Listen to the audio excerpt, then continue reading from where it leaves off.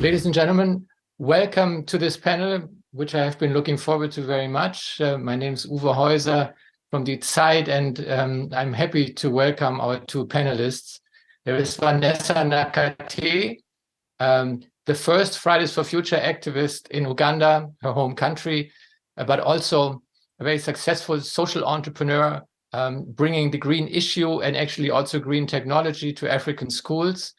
And also having founded the first organization for climate activists all over Africa. Welcome, Vanessa. Thank you.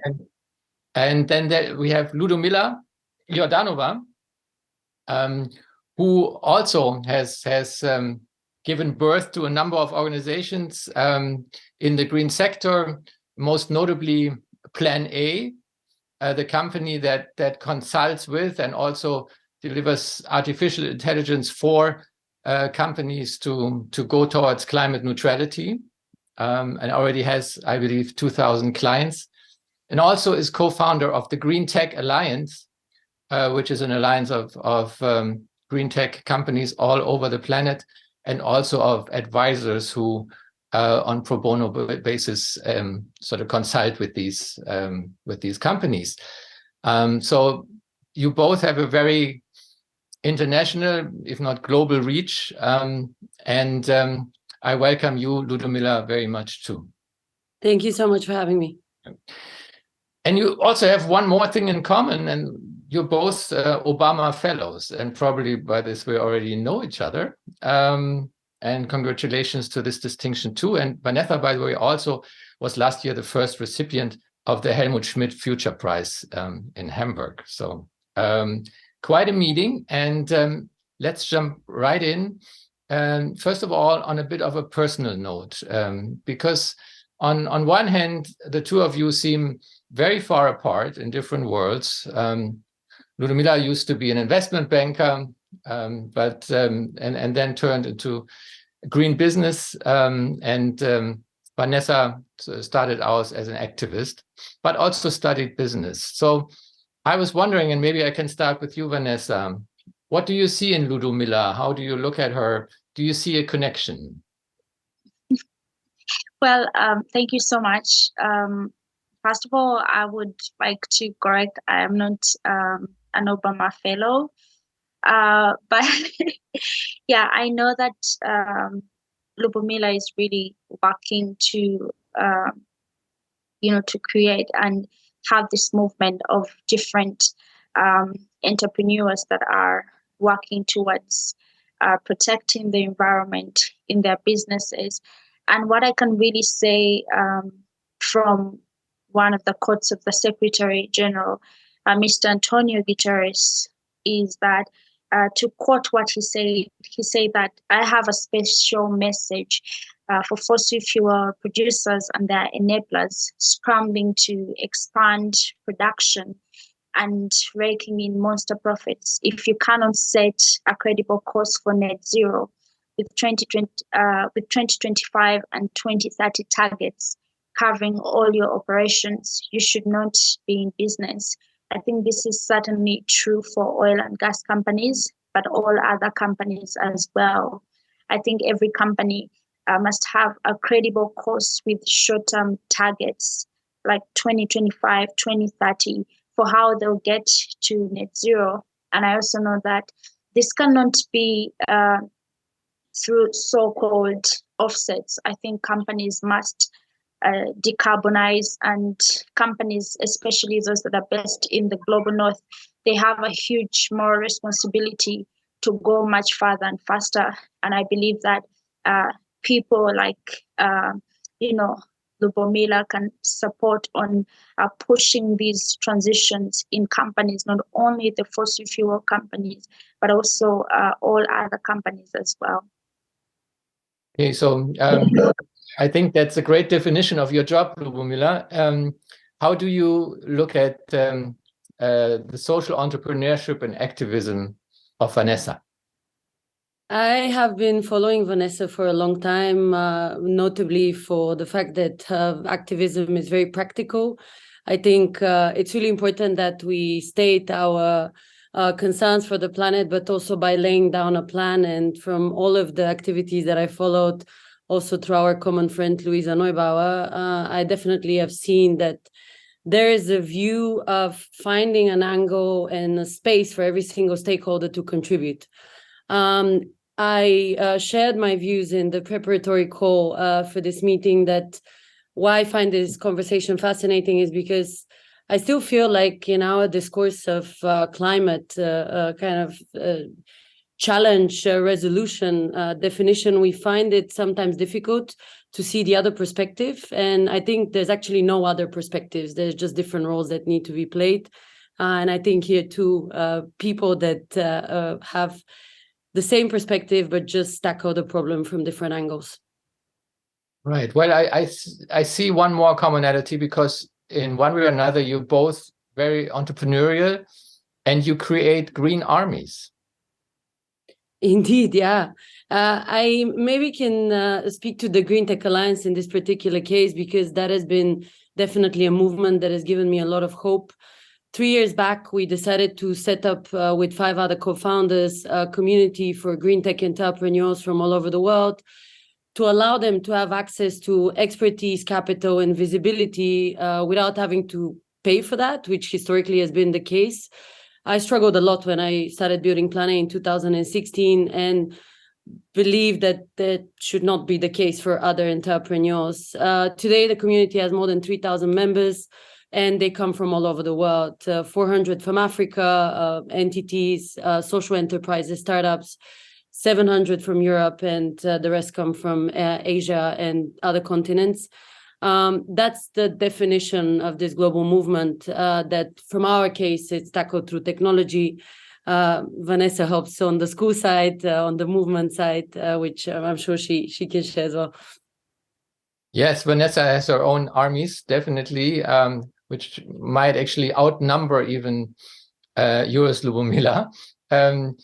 Vanessa, how do you build such a movement which captures the imagination and also the network of so many people? What's the secret behind this? Well, I think, one of the things is really working together and also appreciating the stories and experiences of the different activists that I work along with, not just in Uganda, but also across Africa and across the world. But to really speak, more specifically about the Vashwin Schools project, which I started in 2019, I was already organizing climate strikes and reach out in schools. But then I really, welcomed an idea from a friend of mine about having a Green Schools project in Uganda. And I think that, this really brings in the practical solutions when it comes to climate justice. And this was started by bringing solar panels and clean cooking stoves to schools in Uganda, especially in the rural areas. And so far, we've done installations in 33 schools, planning for about 6 installations this month. And the 33 schools have impacted about 11,000 children. And, when we add these 6 schools this month, those are more, hundreds of children having access to electricity, having access to clean cooking, and also receiving a form of climate education that helps them understand the need for solar energy, the need for clean cooking stoves, and the problems that come with the use of other means of energy or other means of food preparation. So with this project, we hope to reach as many schools as possible, but this has not been possible by me alone. It has been through working with different activists that are helping in the supervising and the installations in the different schools across Uganda. We are also looking towards opening or working with another activist to kind of expand beyond Uganda and start the Vashwin Schools project in another country in Africa. So I guess it's a mixture of practicality and vision. of very concrete measures on one hand, helping people in a manifest way, and the vision that this can be something major, which combines the two of you. I know that Lubomila, or at least I read that Lubomila had a eureka moment while going to surf in Portugal. I was just wondering whether this moment which set all this in motion was true, and whether you could describe it for a second. Yeah, absolutely. It was Morocco, actually. I went on a surfing trip, and instead of surfing, ended up cleaning beaches from plastic. And what brought me, what came back with me to the place where I was living at that particular moment was that I was clearly out of context of what the repercussions of pollution would be on our planet, and how humanity, with the choices that it was making on a daily basis, was effectively making our livelihoods, our locations, our nature, not only unhealthy, but also in a way impossible to continue to exist as it is. After this, I went on my own journey to educate myself about climate change, especially spent close to 6 months with scientists and getting to know a lot more in depth the issues associated to climate change, to only come to the conclusion that there was no better way to use my time and know-how than to dedicate myself to the issue. In 2016, that was not necessarily a common choice. I think Vanessa can also confirm that in these times, there was very little discussion about climate change as a mainstream topic. I was called that I'm building an NGO, that there was no way to build a business associated to sustainability, whereas I always had this vision that there's no way for a business to be sustainable if it was not also accounting for the environment, after I gathered this knowledge. So yes, there was this moment. It was a fundamental one, but it took 1.5 years of learning about the science before I felt confident to kick off building a company. Vanessa, I know you had one major moment when you actually took to the street for the first time under very dangerous circumstances in Uganda, but was there a eureka moment for you too? A moment where you discovered that this is your issue for life? Well, I mean, when I realized that climate change was impacting the people in my country, Uganda, I decided to join the climate movement and start striking as well. But it took me a while to actually start striking, because I was definitely scared to go to the street, and I was also quite shy about it, and thinking about the reactions from the people, the public in general. So it took me a while to start striking. But then I remember this specific day. It was a Saturday. It was like a moment of realization that climate change was continuing to impact the lives of the people, and I was really scared to start striking. And I just felt this urgency that I needed to start striking and create awareness about what was happening in my country. And I remember realizing that the strikes for that week were already passed, because it was Saturday and the strikes were organized on Friday.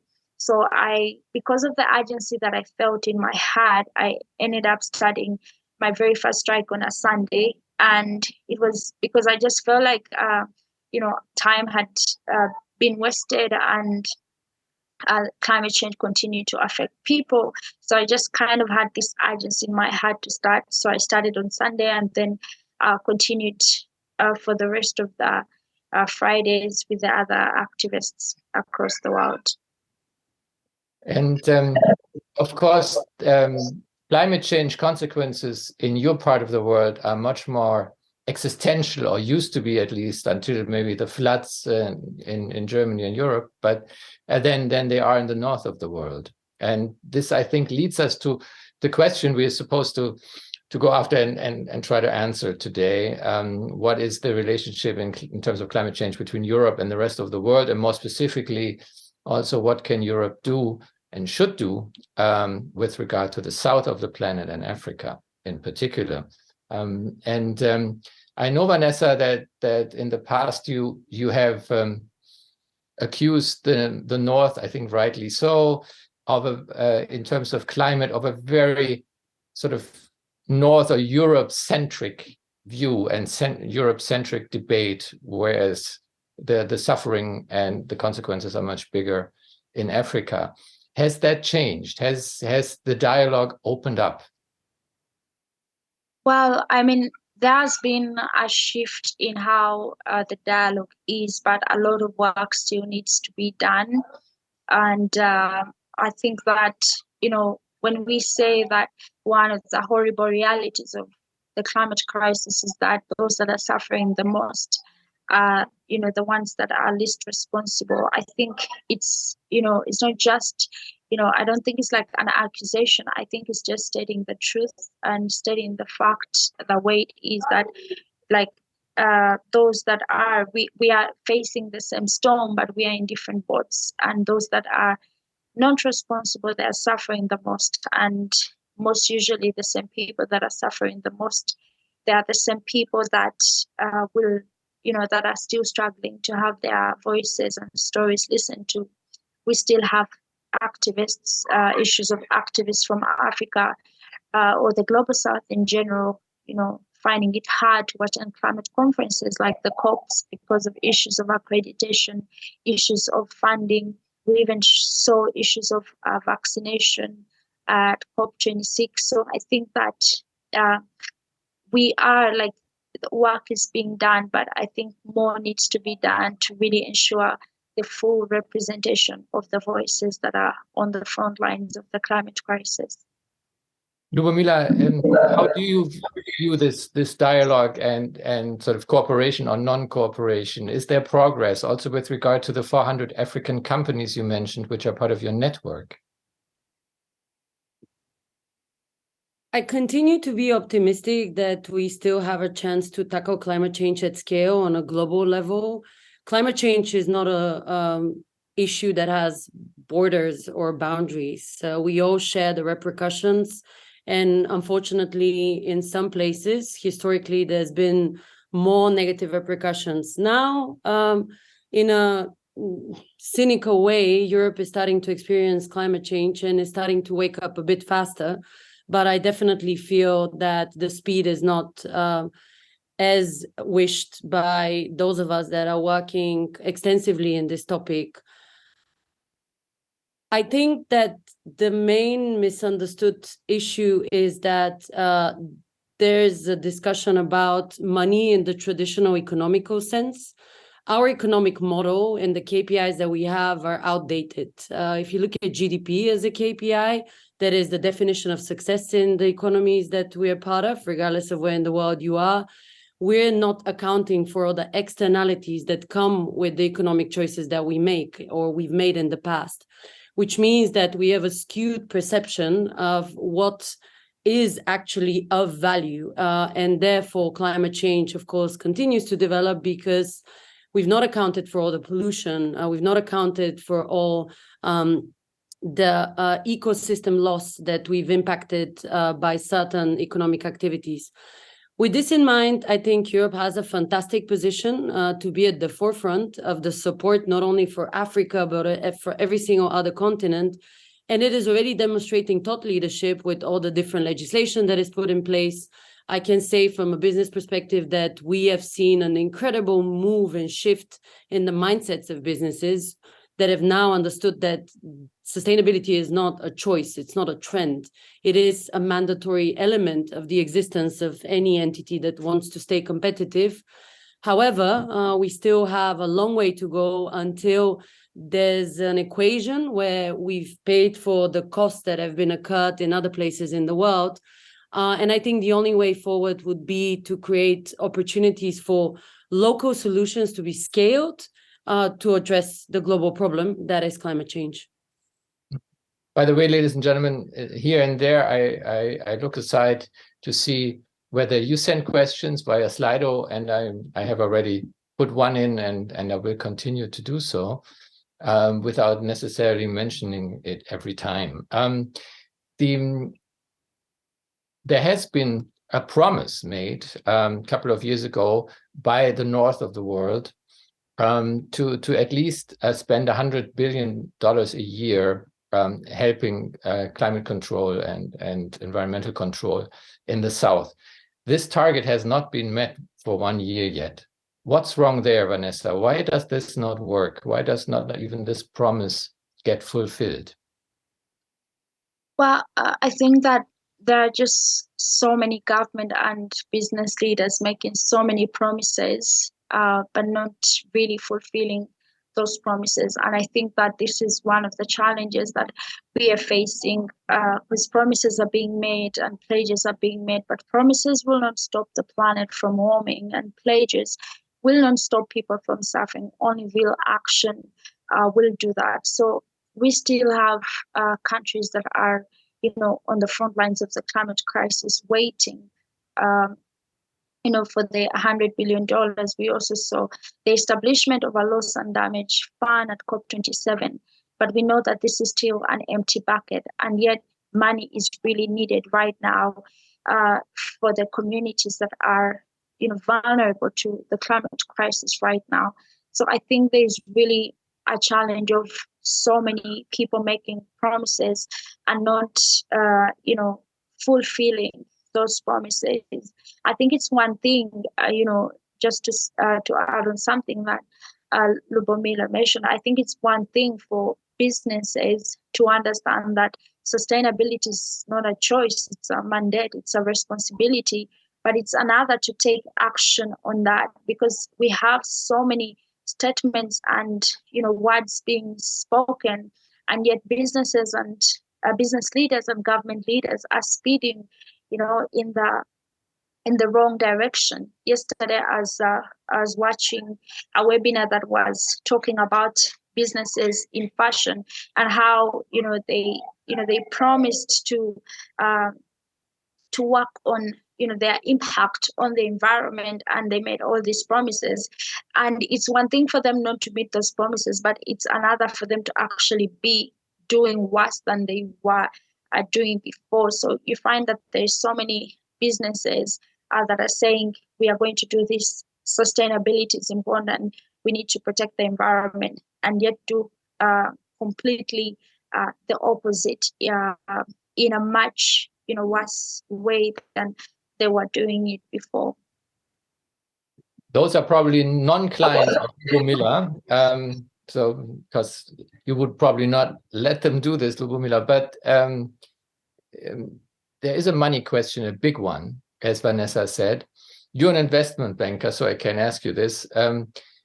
Right now, if you want to build up renewable energies, by the way, solar, wind, whatever, there is a huge difference in capital cost. For example, you pay like 2 or 3% of interest even now in Europe, and you pay 8% or so in the developing world. How can we make sure that this difference is overcome, and that there is real access to renewable capital down south? In my view, there's a fundamental misunderstanding of the value of money. Only last week, there was a report about the climate risk-related costs that were incurred by just a few countries, the US and Europe.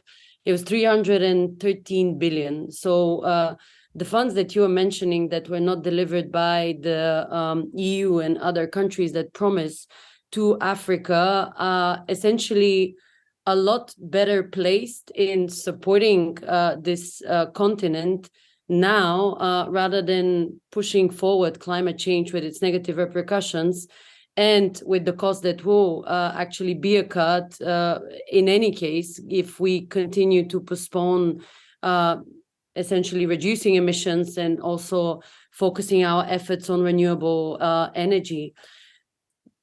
We need to start understanding that our KPIs need to be aligned to a view that is forward-looking rather than backwards-looking. There is no point in us assessing historically balance sheets to then project what is the growth for tomorrow, because tomorrow won't look like it is supposed to. There is no normal at the moment, and there hasn't been for the last 5 years. That is not only because of climate change, but because also the mathematical system that we use. So to your question, how can we assure that funding goes where it has to. It is just about having the right KPI system, but also having a deep understanding that the science has been telling us for many decades that we have ahead of us a lot of disasters, a lot of instability, which is related to how our planet is responding to an ecosystem that is collapsing. And ultimately, of course, a reality for businesses that is unclear, shareholder value that cannot be controlled, because the only thing that you potentially would be able to control is pricing, but then nothing else matters if you can not have access to natural resources that are useful for your products. You have broken supply chains because obviously the logistic systems are not working anymore because even the infrastructure is broken. All of these things have happened in the last few years, and we just need to put the facts together to understand that there's no business on a failing planet, there's no stable governments on a failing planet, and there's a few 100 million climate refugees that are also to be coming as per what science has told us. There is also a psychological issue behind this, I believe.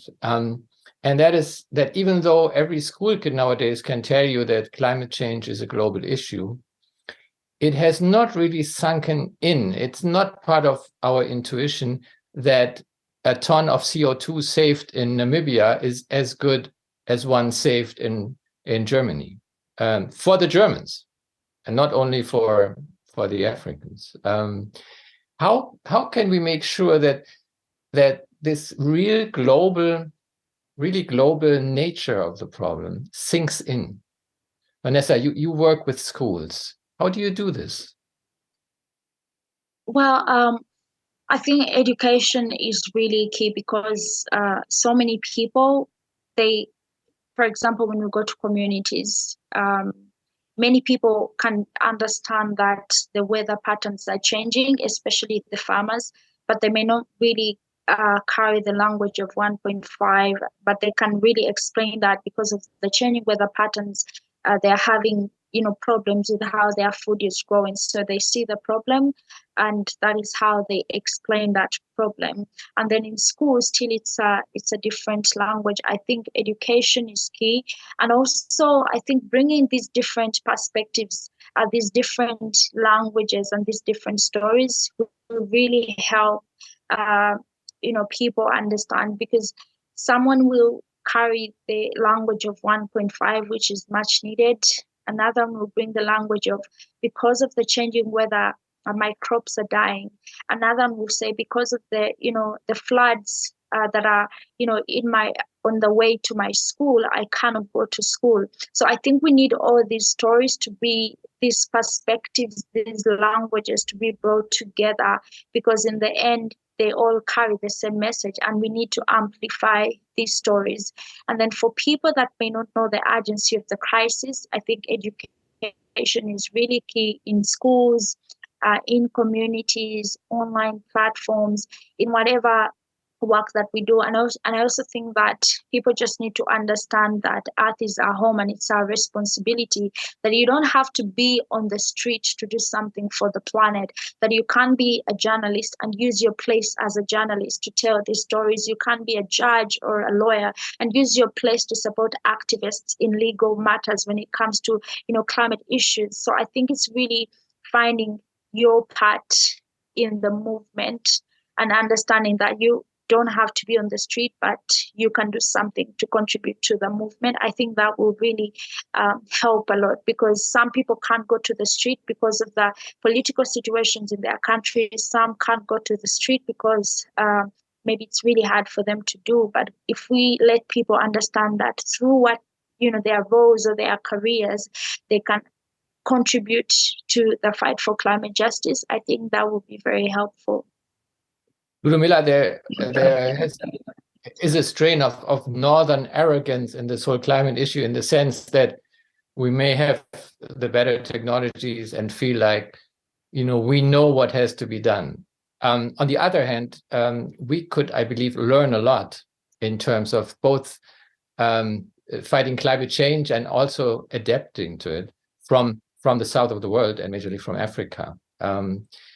How can we make sure that we learn what can be learned from the peoples in the south? I want to build up on what Vanessa just said because I found her contribution really important. Education has been key to the existence of Plan A, the Green Tech Alliance, and connected to your point, education doesn't only come from the most common places. It really is not necessarily in a textbook or in a university course. It's actually from the knowledge of the local people. It's the knowledge of the people that have experienced climate change firsthand, but also from the businesses that are struggling to understand why sustainability matters.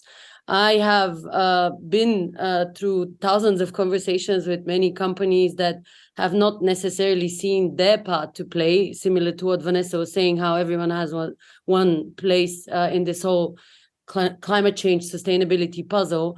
And they need to be educated on why this action that they would take on the sustainability topic is ultimately their survival kit for their business to continue to exist.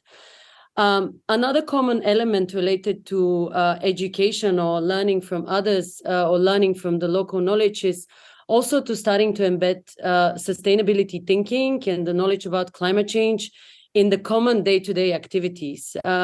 How many TV shows, how many movies can you think of where the main protagonist is a climate change activist or a social entrepreneur?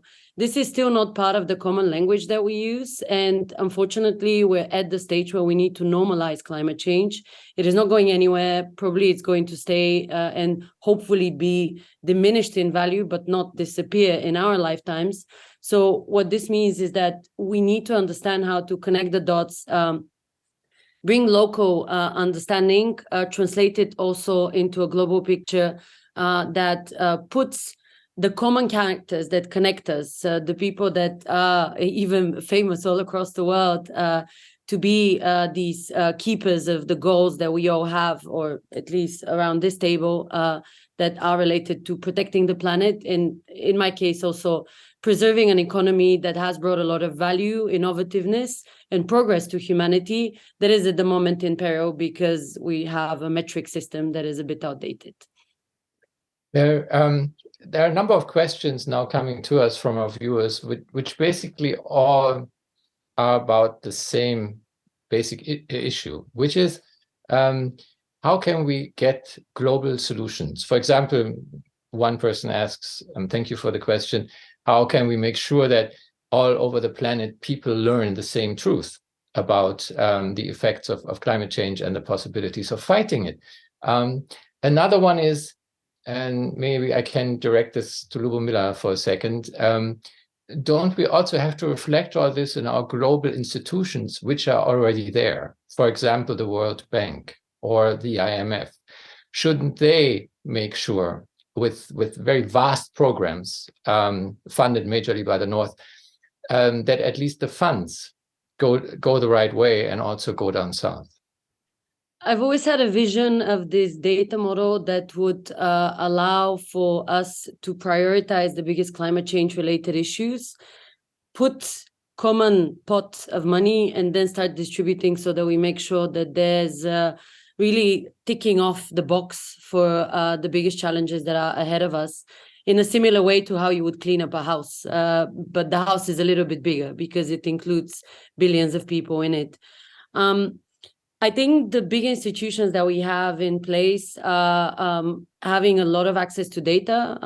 We are also, as a company, really grateful that we have access to this data because it makes our life easier to know the truth about some of the issues. If we put this data at the core of decision-making and prioritize based on that, plus combining it with education that is aligning it to the local and also contextual understanding of the reality of people, because also a business person has different incentives, a farmer has a different incentives, that is also a business person, but from a different perspective. A citizen that maybe is concerned in a different way should be spoken in one manner or another. These are the ideas that have allowed me to believe that we have a way out, and big institutions have a part to play, but also every single other stakeholder, including those represented here. Well, there's definitely your vision on a global scale. Vanessa, last question. We're running out of time, unfortunately, already. I would love to send all the German school children to you in Uganda, which obviously is not possible. So, but here is at least a way of you sending them one quick message. What would that be? Well, I think that when many young people that I've met who are not yet in activism, they think that climate change is a very complex issue, and they feel like no small action can really do something. My message would be that no action is too small to transform this world, and no one is too small to make a difference. That is something that was said by Greta. I mean, all actions are welcome. It's really understanding the power in that one action that can spark of, a movement in your country and across the world. Yeah, basically that's what I can say. Thank you so much, both of you. It's very enlightening, and I hope that we can continue this conversation and also, to some degree, fulfill your visions. Thank you both very much. Thank you for having me. And we return now to Sonia Alvarez at the studio. Thank you. Bye-bye.